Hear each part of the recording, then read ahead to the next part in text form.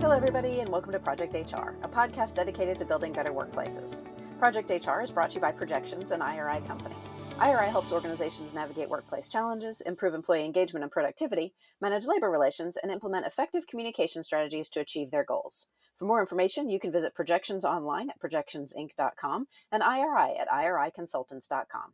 I am Jennifer Orquad, Director of Business Development for IRI, and your host for today's episode of Project HR. When a disruptive event occurs in our workplace, be it a natural disaster, a labor strike, or even a pandemic, whenever it ends, life goes on, work goes on, but those events don't occur without negatively impacting your workforce in some way. And it's only through acknowledgement of the crisis and processing its effects that we can envision an eventual return to normal and truly begin to rebuild relationships. Today, my guests are Carol Hutchins, Labor Communications and Organizational Development Consultant, and Sam Hutchins, Organizational Development Consultant, both with IRI Consultants. Sam and Carol are both skilled in restorative work, and they're here today to provide us with some guidance on this process. Carol, Sam, thank you so much for joining me here on Project HR. Thank you. Great to be here. So let's start by defining what restoration is. So, restoration is a process to promote good health amongst employees. The intent on this is to have them become reinvested in their organization, and that then yields more of a renewal to the organization. So, this includes things like mental health, well being, and their engagement. We know that when employees are engaged and feeling a sense of good health, that then the organization is likely to be healthy as well. Okay. So what are some underlying trends in the workforce that are prompting the need for restorative work? Yeah, there are several. I also think it's really helpful to back up a little bit pre-pandemic. And so one of the things we know, there have been several different things in the past 20, 30 years that have really affected the workforce. One is that we know people's social relationships have actually shrunk. So, between the 80s and the early 2000s, people with whom they had people who they could share something meaningful with, that number decreased by about 30%. And so, and also thinking the number of people who have nobody to share something meaningful with is about at 25%. And this was in the early 2000s. And so, unfortunately, where we are right now, things haven't really gotten better. I don't know if we would survey the landscape of social relationships, if things have improved. And so then you bring in social media and the internet and those effects, and then you put in the pandemic, and there's a great isolation for everybody that's the way it starts, and then all of the effects of that. And so where we are right now is that people really lack relationships in general, but then how does that affect then the workforce? And also, I mean, there's just astounding statistics on this. One of them is that the average, and this depends on industry some, but people spend about 2 hours a day on social media at work. And so people are looking for connection, but not finding it in a meaningful way. And so in terms of the need for restorative work, the need for these conversations, it is incredibly apparent if you look at through the lens of how things have developed to where we are today. So based on that, let's take that as our baseline where people are feeling more isolated, less connected. So what kind of events typically need restorative work? We can look at, as Sam mentioned, the effects of COVID and what's happened during the course of this pandemic. We know that there has been a lot of turnover in many organizations, especially when it's leadership that is exiting organizations, and it causes this unstableness and people withdrawing because of trying to establish a trusting relationship with new leaders that can be very triggering for people.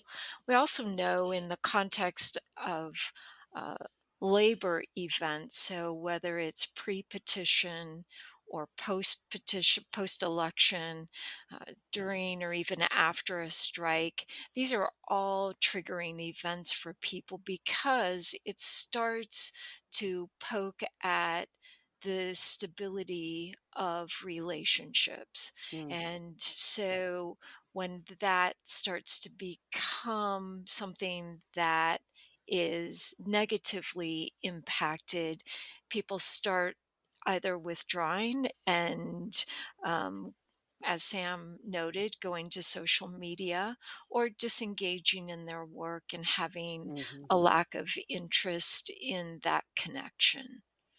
So, in the aftermath of a crisis event, we were talking about how people are already disconnected. Is this kind of work automatically needed, or can some teams carry on without guidance? I have a question to your question. Are you familiar Sure. with kintsugi? No.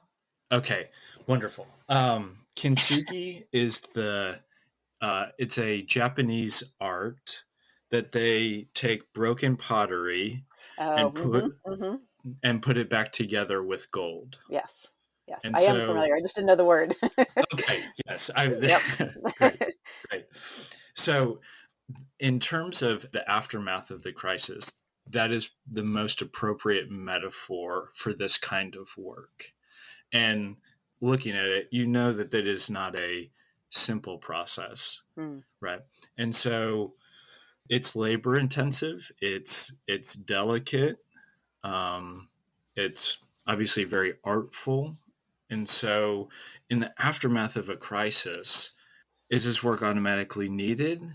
Yes, if you want to find a replacement pottery, people can do that. You can replace it. If you want to build back what has been broken in a way that's arguably more beautiful, if that's a term, or more engaged as it applies to the workforce, then this kind of work is needed. And thinking the response in crisis that we have is not always great. mm, We behave in ways that maybe probably astound ourselves sometimes. mhm, And one of the most common, especially now, is isolation. If you talk with leaders, talk with employees, one of the most common experiences is isolation. And mhm. so this work addresses the crisis, but also addresses this pervasive sense of isolation that people feel, which then leads to more problems. It leads to having a negative filtering events of others. It just expands from there. And so there really is great benefit to having some guidance, having some outside support. So, are there signs that we as leaders can look out for to indicate a need for assistance? Definitely, and I'll answer that by telling you things that are likely to decrease and then things that will increase. So some of the things that decrease are productivity, retention, morale. We can see a decrease in motivation or energy levels. And when they become apparent, even people's health and their ability to trust. Then on the other side of that is what increases. And those are things like absenteeism. We sometimes can see some interpersonal conflicts and people starting to feel indifferent. And also, when people are willing to be transparent, the conflicts in their personal life that then spill over into the workforce and or into the workplace. So, on both sides of that, there's very distinctive signs that leaders can see. So, I think there's a tendency that we all have after a crisis to just kind of carry on as if nothing happened and not look back. So, what are the dangers of not engaging in this kind of restorative work after a crisis? Yeah, that's such a great question. And I'm compelled to give two examples of of what has happened when people do engage in the restorative process as a way of asking you what the dangers, answering what the dangers are of not engaging. So I'm going to give you these two examples. A participant in a restorative session wrote as sort of their final comments after the session was, "As empty as I feel, I no longer feel alone." Hmm. And another person wrote, "I feel a sense of worth." So now imagine if those two people, just two that have come to a restorative session, were not engaged in restorative work. Now we know that they're coming into work every day feeling empty, feeling alone, lacking that sense of worth.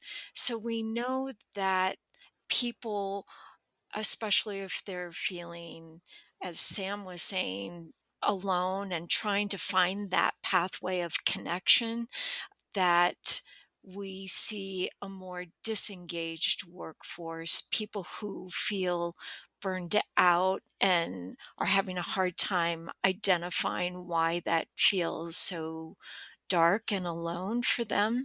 And we know that you have greater staff turnover when people are feeling alone, rudderless, and Mm. ask themselves, why should I keep trying? Why should I keep doing this work when I'm uncertain leadership cares? I just want to add one thing to that. Really valuable, those statements. Managers, 33% of them in the past 5 years have left their workplace because of their mental health. Mm. And Mm-hmm. so there are metrics that we have for this. There's also the reality that if there's meaningful engagement, if I listen to somebody, I am making the statement that they matter, that they exist, that they're important to the organization. And so, Mm-hmm. especially within COVID, how much that has not happened, especially in person. Mm. As much as all of these virtual options are available to us, that there is something unique about being with that person and being able to talk with them. So the dangers are vast Mm-hmm. in this regard. So I got to ask, is this something that companies could or should do on their own, or is sort of a third party guidance model preferred here?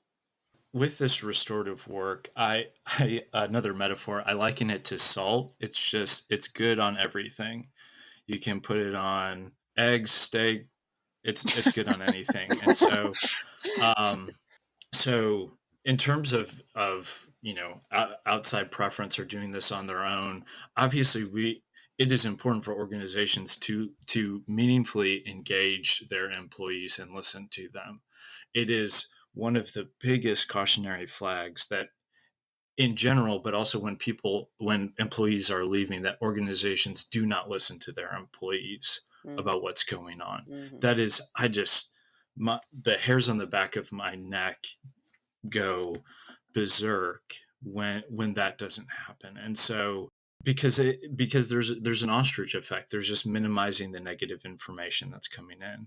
And Mm-hmm. so there's a great benefit of organizations doing that in general, but also having an unbiased group come in and also creating an atmosphere with employees that we're going to take this session and know that we're stepping in as an objective third party, and that there's a degree of confidentiality that helps to really kind of start the engine and get the car moving. We're very in favor of organizations improving, engaging with their employees, and carrying these things into their employment to create healthier environments and things like that.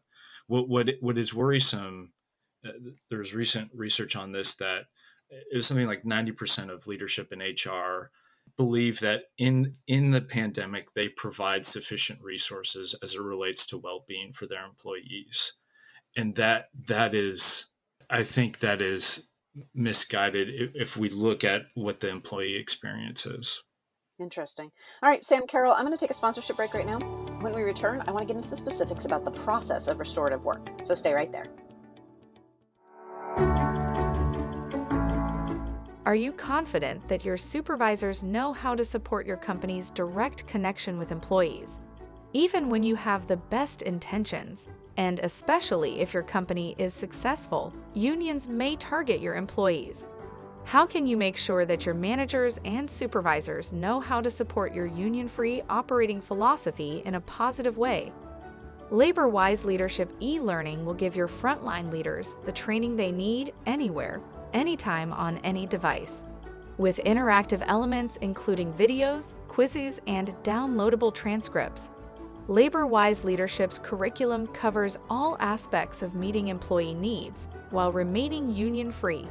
Better still, you'll have the peace of mind that comes from knowing your leaders are well-trained and would never violate employee rights. Learn more and get a free demo or trial of LaborWise Leadership e-learning today at laborwiseleadership.com. I'm back here in Project HR with Carol Hutchins, Labor Communications and Organizational Development Consultant, and Sam Hutchins, Organizational Development Consultant, both with IRI Consultants. So tell me, why do we need restoration after something like a labor event? So, when you have events leading up to a petition or a union campaign or even an election, these are events that can cause people to take sides, and many times people will dig their heels in when they're pushed. Mm, And in this adversarial process, many times relationships can get fractured and their connection and trust in one another suffers greatly. mm, So, the restorative process can help address those issues and also just provide that opportunity to restore their trust and build back sort of what was once a respectful working relationship. I think, as I like to cite examples of people who have participated in our sessions, is one person identified it as mind shifting. mm, So it acknowledges that something happened and that they want to start to figure out how to restore that. And a good beginning is to just shift how people look at it and also just feeling great freedom to figure out that pathway to mhm. restore the relationship and the connection that they have with one another, recognizing that it might not ever go back to what it was. However, there can be really good progress made that allows people to work side by side in a respectful way. So typically, who do we want to involve in this restoration process? Is it just our leaders and then that kind of filters down, or who do we involve in this process? There's definitely a essential nature to have senior leadership go through this process. So we've, especially in the course of the past 2 years, there's been a lot of discussion about the experiences of employees, trying to understand that better, and rightfully so. One of the things that has been a repercussion of the events over the past 2 years is that senior leadership also feels incredibly isolated. Mm, So a lot of times at the beginning of the pandemic, many of them were working and making decisions in isolation. And so just in terms of their own experience, they're in need of this in some of the same ways that employees are also in need of this process. Also, if we're kind of speaking more to like particular crisis events within an organization, obviously those who have been more affected by those changes or events mm. are the ones who should really be brought into this process. I think for the work that we do try to keep it at the peer level, and so that's a great benefit that managers can speak to other managers so that there's a level of comfort of what they can share. If you have a manager and an employee going through this process together, that can create some issues of vulnerability, that ability to kind of talk through the difficulty of their experience in their position. One of the things that's helpful is even in these peer to peer sessions, even if somebody hasn't felt that they've suffered a lot, one of the things that happens is this ability to feel compassionate for their peers and to connect with them in ways that might not happen in a course of their day. And so often that's one of the things that people will identify at the end is that they grew their compassion for their peers and how they've suffered, and that's been profound. Those connections linger long after we've left. So it's been beneficial. So obviously a lot of positives, a lot of eye-opening epiphanies happening. So is restoration typically something that needs to be mandatory, or can we tell people, participate as you like and come if you want to? I'll answer your question with a question. So the question is, what employees or leadership do you know at the moment who are too connected to the people that they work with? Or they have too many meaningful relationships Right. in their workplace. And so we know intuitively that it changes the way people work to have these meaningful relationships. I think a good way of understanding whether this should be a mandatory process is what is the depth of the crisis that is Mm. going on. Hmm. So everybody's been subjected to the pandemic, this crisis that has impacted everyone's life in Sure. some form or fashion. And so obviously there's a degree where it would seem like there's some mandatory nature of everybody going through this process, but in terms of specific workforces, it is depending on what has happened within the workforce would lean the response one way or the other in terms of voluntary or mandatory. Sure. So in general, how is the restorative process carried out? Is there like a step one, step two, step three? How does this work? There is. The most important thing starting out is getting buy-in from senior leadership.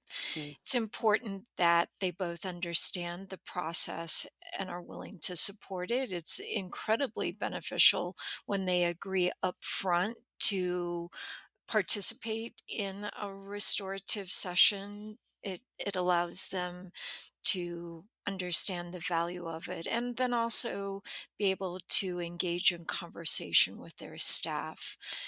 Then it's important to look at the groups that are most impacted from whatever the event is and bring them together in smaller groups so that they have that opportunity to tell their stories, to listen to one another, to build their compassion and to start looking at ways of healing and feeling more engaged in their organization.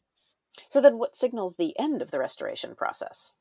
Yeah, I think it's best to kind of split this into formal and informal processes. So the formal work of restoration is a lot of times it's centered around a crisis. And so that is bringing people together, allotting specific time that we intentionally engage in dialogue with employees. And so that being the very formal, and that there's several sessions to that formal process. So a good indicator of signaling kind of a conclusion to the formal process is that there are these informal processes that are starting to take life within the organization. So Mm. the sense that peers at different levels are supporting one another, are engaging with one another. There's more meaningful dialogue between leaders and their employees, right? That employees' voices have an ear within their leaders, and their leaders are responding in ways that are attuned to their employees. Those are good signals in terms of of concluding that formal process Yeah, for of sure. restoration. Yeah, that's really insightful. Now, is there a time limit for restoration to begin? Like, is there such a thing as waiting too long after an event occurs? I think a lot in metaphors, and so I think of an analogy to an illness, and so if we think of a crisis within an organization, when is a good time to address an illness that's happening? Mm-hmm. So obviously, if I have a or an injury or something, if I broke my pinky toe one time, and so if I can leave that and try to walk around and navigate life, but whenever I address it, that's the best time to do so. Mm-hmm. And we know the reality is we know people people can carry workplace issues for decades, for Mm-hmm. decades. Sure. And so in the sense there's no waiting too long because people have a capacity to hold on to things for decades. Mm-hmm. Right or wrong, that people have that capacity, but there is such a benefit of beginning, of initiating this process, especially what's taken place after the past 2 years. Yeah, that makes perfect sense. We all need a little salt on our watermelon, right? Yeah. Salt on Yeah. everything, so might as well have it. Yeah. Yeah. And Jen, if I could add one more thing to that. To Sam's point, we know people can hang on to things for decades. And when that happens, there is a chance that you're increasing your union risk and vulnerability. So when we have people, I think often of an organization who gave all of their employees turkeys at Christmas time. And it was a big hit. And then they decided, as a financial decision, that they were no longer going to provide, uh, as they called them, Christmas turkeys. And they ended it without a lot of explanation. And 10 years later, I was on site in a union campaign.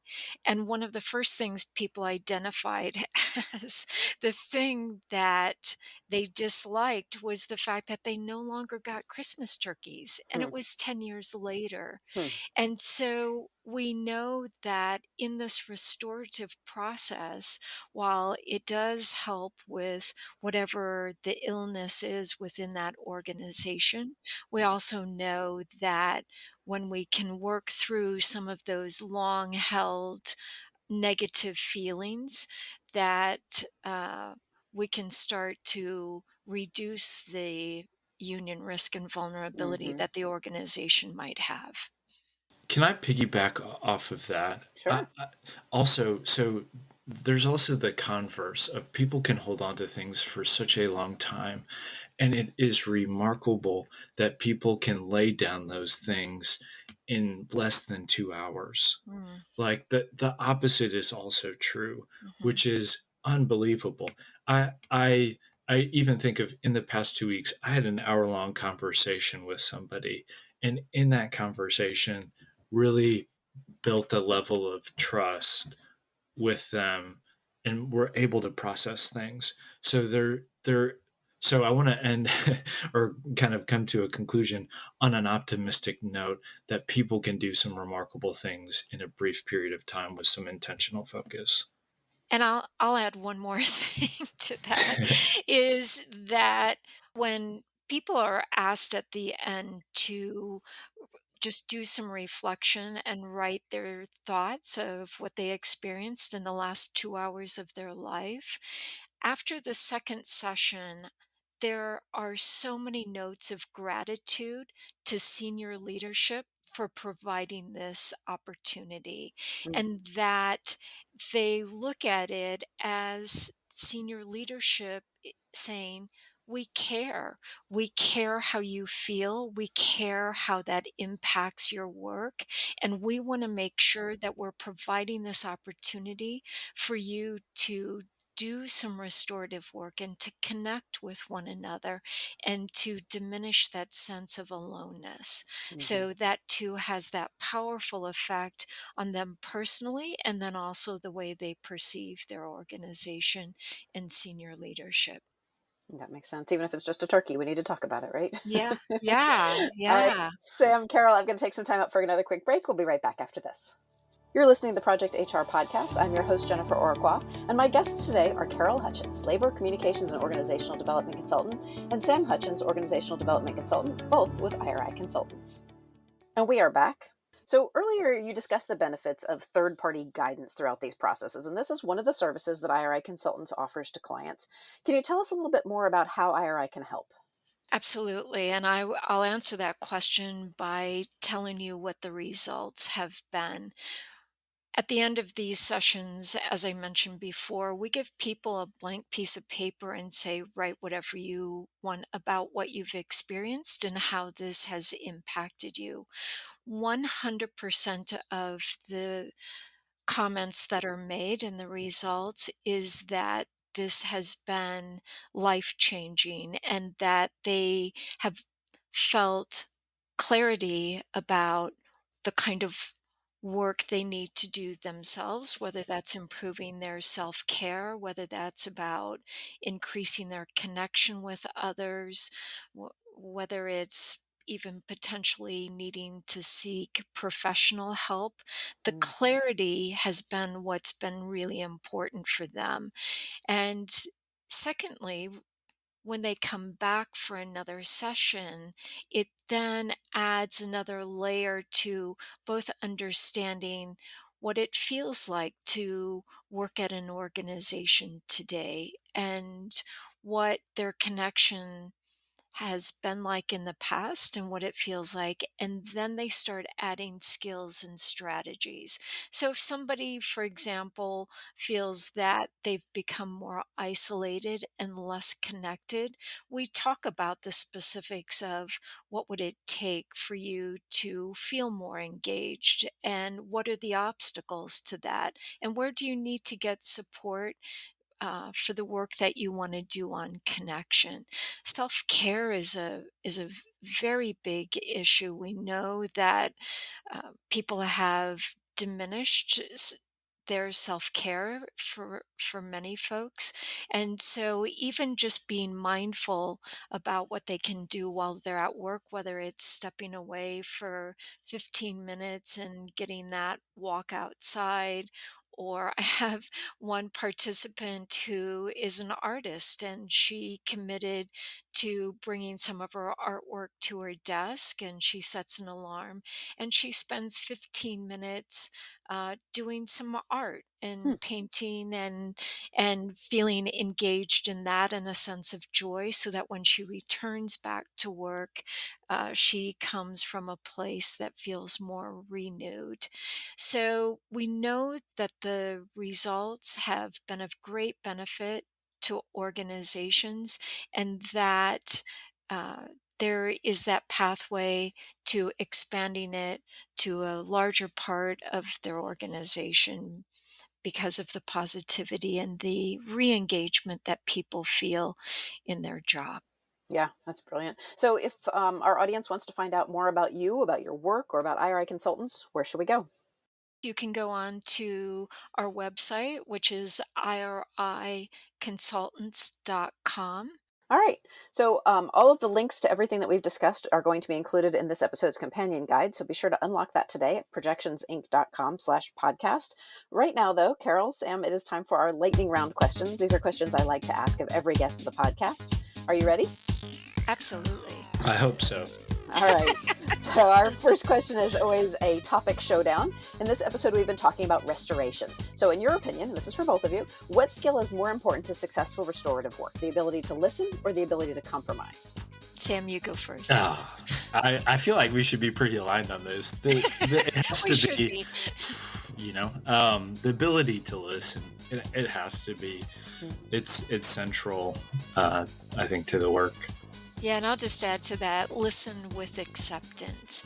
So there's great value in coming in, as I say, empty-handed and open-hearted to do this work, and the ability to listen from that place. Perfect. All right. Next question. What is the best book you've read recently? I've been reading through Crucial Conversations. There's a more recent edition of it. It's been really helpful. And I've been rereading Dare to Lead by Brené Brown. I think one of my favorites. Yeah, and Yeah. I love the quote in there. I just came across it again yesterday. Here, this is what is quoted in the book. In the past, jobs were about muscles. Now they're about brains, and in the future, they'll be about heart. Hmm. Powerful. Yes, very much so. All right, next question. What is your favorite thing about the work that you do? So right now, the favorite thing about the work I do is being able to work side by side with Sam. Nice, nice. I have my answer, but people. There are just really some phenomenal people out there. Some of them are phenomenally frustrating, myself included, Uh-huh. but really, really the people. All right, excellent. What's the best piece of advice you've ever been given?